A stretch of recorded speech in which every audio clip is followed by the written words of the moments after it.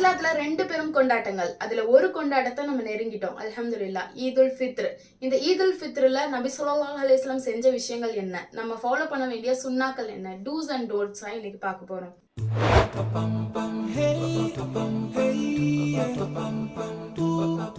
இந்த 2 பெருநாளையும் நம்ம எதை கொண்டாடுறோம்?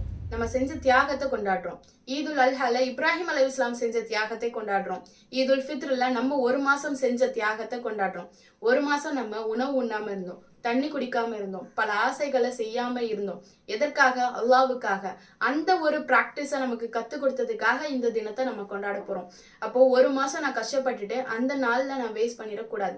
அந்த நாள்ல முழுசா எனக்கு கூலி கொடுக்கணும் அப்படின்னா நம்ம என்னென்ன செய்யணுமோ அதை கரெக்டா செஞ்சிடணும். நம்ம முதல் நாள் மகரீஃபில் இருந்தே தக்பீர் சொல்ல ஆரம்பிக்கணும். என்ன தக்பீர்? அல்லாஹ் அக்பர் அல்லாஹ் அக்பர் அல்லாஹ் அக்பர், லா இலாஹ இல்லல்லாஹ், அல்லாஹ் அக்பர் அல்லாஹ் அக்பர் அல்லாஹ் அக்பர், வலில்லாஹில் ஹம்த். சத்தமாகவும் மெதுவாகவும் தக்பீரை சொல்லிக்கொண்டே இருக்கணும். மறுநாள் தொழுகைக்கு போற வரை இந்த தக்பீரை நம்ம சொல்லிக்கிட்டே இருக்கணும். 2வது, பெருநாள் தினத்துக்கு முன்னதாகவே ஃபித்ரா தொகையை கொடுப்பது. குடும்பத்தில் உள்ள ஒவ்வொரு மனிதருக்கும் கணக்கிட்டு ஃபித்ரா தொகையாகவோ பொருளாகவோ மற்ற மக்களுக்கு, ஏழை மக்களுக்கு கொடுக்க வேண்டியது நம்மளுடைய கட்டாயம். சோ இதை எல்லாரும் கண்டிப்பா செஞ்சிடணும். 3வது, பெருநாள் அன்னைக்கு கடமையான குளிப்பு குளிப்பது. குளிச்சதுக்கு அப்புறம் நம்ம கிட்டே இருக்கக்கூடிய பெஸ்டான கிளாத்ஸ் எது, ஒரு நல்ல சிறந்த ஆடை, நம்ம எல்லாரும் புது ட்ரெஸ் எடுத்து வச்சிருப்போம் இல்லையா, அந்த ட்ரெஸ் எடுத்து போட்டுக்கணும். ஆண்களாக இருந்தா நறுமணம் பூசிக்கொள்ளலாம். அல்ஹம்துலில்லாஹ். நபி ஸல்லல்லாஹு அலைஹி வஸல்லம் ஒற்றைப்படை எண்கள்ல பேரிச்சம்பழங்கள் சாப்பிட்டாங்க. நம்மளும் இன்ஷா அல்லாஹ் பேரிச்சம்பழங்கள் சாப்பிடுவோம். உணவு உண்டதுக்கு அப்புறமா தொழுகைக்கு போவோம். திடலுக்கு தொழுக போவது. நபி ஸல்லல்லாஹு அலைஹி வஸல்லம் திடல்ல தான் தொழுக வச்சாங்க. நம்மளையும் திடலுக்கு வர சொல்லி வற்புறுத்தி இருக்காங்க. ஆண்களாக இருந்தாலும் பெண்களாக இருந்தாலும் குழந்தைகளாக இருந்தாலும் எல்லாரையும் திடலுக்கு வர சொல்லி நபி ஸல்லல்லாஹு அலைஹி வஸல்லம் வற்புறுத்தி இருக்காங்க. மாதவிடா இருந்தா கூட, தொழுகை இல்லாத நிலையில கூட குத்பாவை கேட்கறதுக்கு அந்த திடலுக்கு வர சொல்லி பெண்களை வலியுறுத்திருக்காங்க. சோ நம்ம எல்லாரும் திடலுக்கு போய் தொழக்கூடியவர்களாக இருப்போம் இன்ஷா அல்லாஹ்.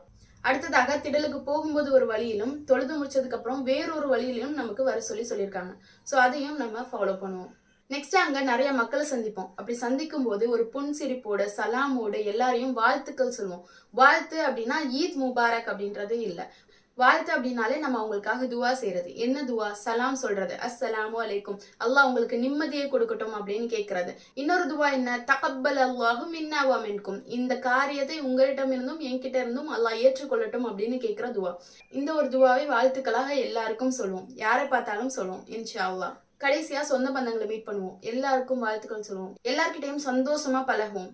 இந்த நாள் நம்ம மகிழ்ச்சிக்குரிய நாள், அல்லாஹ்வுக்கு நன்றி செலுத்த வேண்டிய நாள். சோ இந்த நாள் முழுக்க நம்ம அல்லாஹ்வுக்கு நன்றி சொல்லிட்டே இருப்போம். அல்லாஹ்வை திக்ரு செஞ்சுட்டே இருப்போம். இந்த நாள்ல என்ன செய்யக்கூடாது? அனாச்சாரங்கள் எதையும் செய்யக்கூடாது. என்னென்ன அனாச்சாரங்கள்? தியேட்டருக்கு போறது, பார்ட்டி பண்றது, மொத்தமா எல்லாரும் ஒன்னா சேர்ந்து ஆண்களும் பெண்களும் கலந்து இருக்கிறது, எந்த விதமான அனாச்சாரங்களா இருந்தாலும் இந்த தினத்துல நம்ம செய்யக்கூடாது.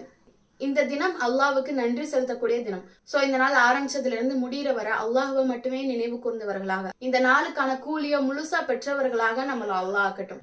இந்த நாள்ல நம்ம மறக்க கூடாத விஷயம் பாலஸ்தீன் மக்களுக்காக துவா செய்யறது.